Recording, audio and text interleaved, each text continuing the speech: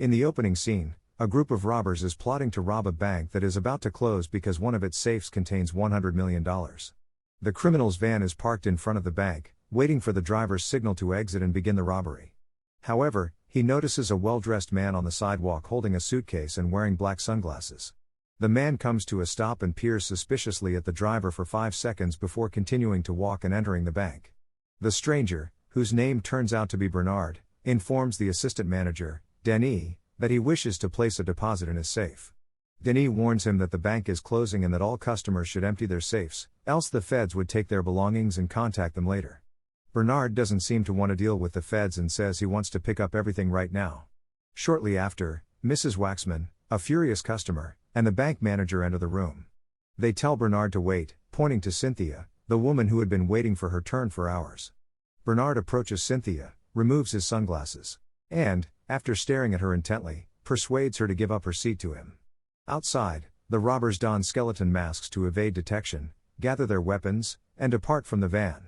They break into the bank, but before they tie up the hostages, Cynthia conceals a phone. The robbers count the hostages and find that 2 have departed from the chamber. Denis escorts Bernard to his safe. Bernard requests Danny's departure due to the personal nature of his belongings, but Denis argues that regulations forbid him from doing so. Soon after, Denis hears gunfire upstairs and immediately rushes to investigate. Left alone, Bernard opens the safe, revealing only jars containing human eyes. Bernard, also known as Woe, is a legendary serial killer who deprives his victims of their eyes in order to give them to God, as they represent the soul's windows. Meanwhile, Denis catches up with the robbers, and their boss, Paul, identifies him as his brother. Paul apologizes to Denis and removes his disguise. He tells the other robbers that the bank shut off the surveillance cameras a week ago, so they remove their masks. Tracy, one of them, goes to the vault to grab the final captive and break into the safe containing the $100 million.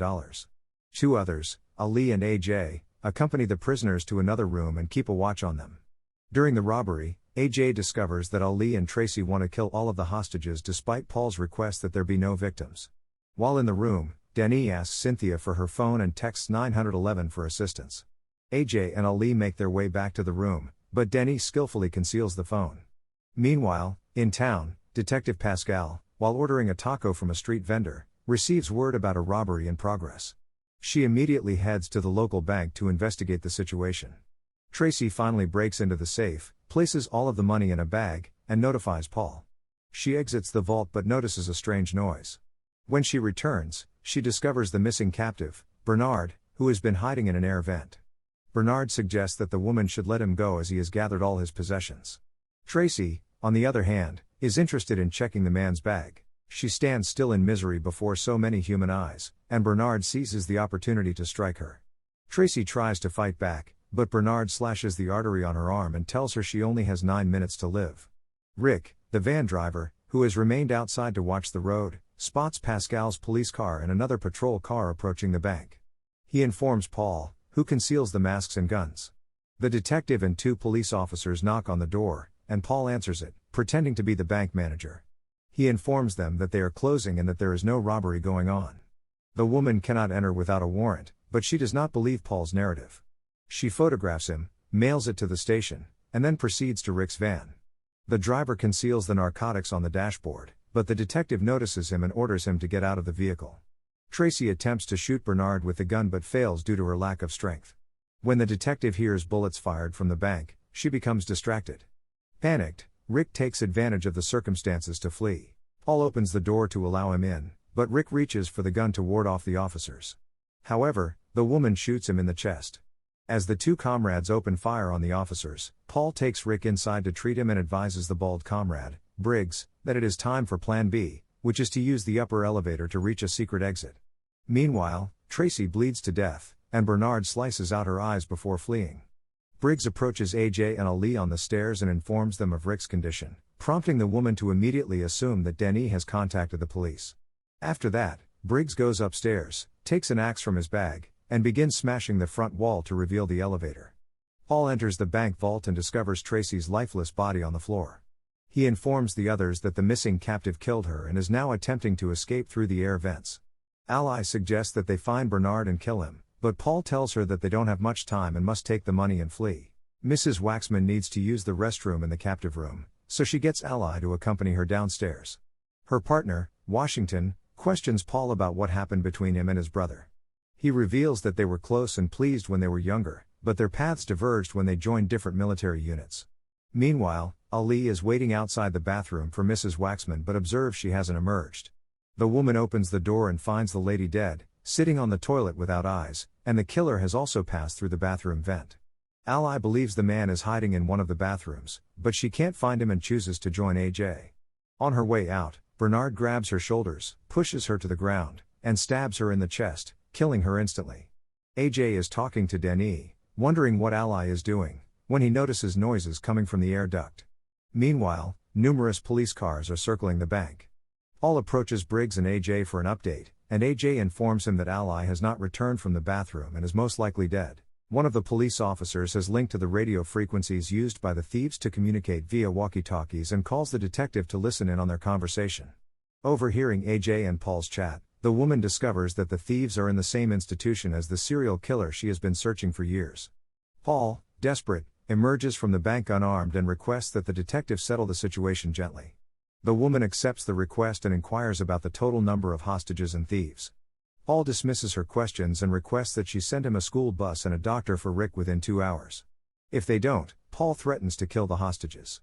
The detective admits that he does not strike her as the type of person who would kill someone, despite the fact that he was formerly a soldier. Paul claims to have served in the Marine Corps, while the woman shares that her husband was also a soldier who perished in an explosion in Baghdad. The detective admits to Paul that she doesn't understand why people like him, who have survived a war, don't start a better life instead of turning to crime. The woman eventually accepts Paul's plan, and he promises to hand over the captives in exchange for her and her team's cooperation. Detective Pascal directs 2 officers to enter via the window behind the bank and update her on the situation. Paul returns to the bank, instructing Washington to join AJ on the upper floor and prepare the hostages. Washington persuades Denis to stabilize Rick so that the doctor can come in time to treat him. Meanwhile, the detective and her employer squabble over the simplicity of Paul's request, apprehensive of potential exploitation. A big black van interrupts them, revealing a DoD squad brought in by SWAT. Sinclair is the team's leader, and he claims to have been trying to catch Paul for years. Detective Pascal asks him what Paul is attempting to steal if the bank is closing, and he tells her that there is $100 million cartel money in the vault. Smith, one of Sinclair's men and a doctor, enters the bank to cure Rick. Paul recognizes him and brings him upstairs as a captive. He, in turn, grabs Cynthia and Rick and hands them over to the cops. AJ binds Smith to the chair and tells him to stand still if he doesn't want to die. A few moments later, Bernard descends from the room shaft and approaches Smith. Smith begs AJ to shoot Bernard before it's too late, but he hesitates out of fear. Bernard asserts that they are all sinners, and upon hearing God's voice, he realized the importance of gathering as many souls as possible. He accomplishes this by removing the eyeballs of his victims. AJ loads his weapon and prepares to shoot Bernard. Meanwhile, Sinclair's sniper, Chen, stands over the building in front of the bank, aiming at AJ, believing Bernard is just another captive. As AJ is about to pull the trigger, a bullet passes through his skull, leaving Bernard and Smith alone in the room. Sinclair, his partner Jones, and Pascal burst into the bank. Everyone starts firing, and Washington is killed by one of the troops. When the firing stops, Sinclair asks Paul if he stole all the money. The detective doesn't comprehend what's going on, so Paul informs her that Sinclair is also a cartel member. Meanwhile, Briggs, who has triggered the elevator, hears gunfire and rushes to Paul in the next room. However, he comes across Smith's lifeless body. The latter attempts to warn Briggs to flee but lacks the strength to make himself understood. Bernard approaches Briggs from behind and strikes him with his axe. The detective tries to arrest Sinclair downstairs, having learned of his connection with the cartels. The detective dispatches 2 officers who arrive from upstairs, but Jones kills them. Paul takes advantage of the distraction, attacking and killing Jones. The manager notices a weapon beside him and attempts to grab it to rescue himself, but Sinclair murders him without hesitation. The detective threatens to shoot Sinclair if he does not drop the weapon, but he attempts to persuade her to split the money. When she refuses, Chen catches her off guard and shoots her. Denis and Paul are the only survivors and know they will lose to Chen and Sinclair. Paul gives up, but Sinclair apologizes and murders him. They intend to kill Denis as well, but the detective uses her last remaining strength to kill Chen and shoot Sinclair. He survives and escapes upstairs, where he meets the dead, Smith, AJ, and Briggs. Denis uses scissors to free himself before taking the detective's gun and going after Sinclair to kill him. Sinclair escapes inside the vault via elevator. While hunting for an exit, he stumbles across Bernard, who beats him down and stabs him. Sinclair attempts to shoot Bernard, but Bernard escapes in time, leaving him alone with a knife stuck in his shoulder. Denis also arrives at the vault and is surprised by Bernard, who tackles him to the ground. However, Denis grabs the knife and stabs the serial killer in the throat. Sinclair discovers the exit and intends to escape safely, but Denis approaches from behind and shoots him in the forehead before Sinclair can react. Denis feels overjoyed now that he has avenged his brother's death and prevented the serial killer from killing again.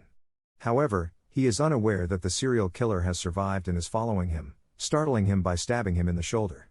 Bernard pushes him to the ground, kills him, and removes his eyes, storing them in one of his safes.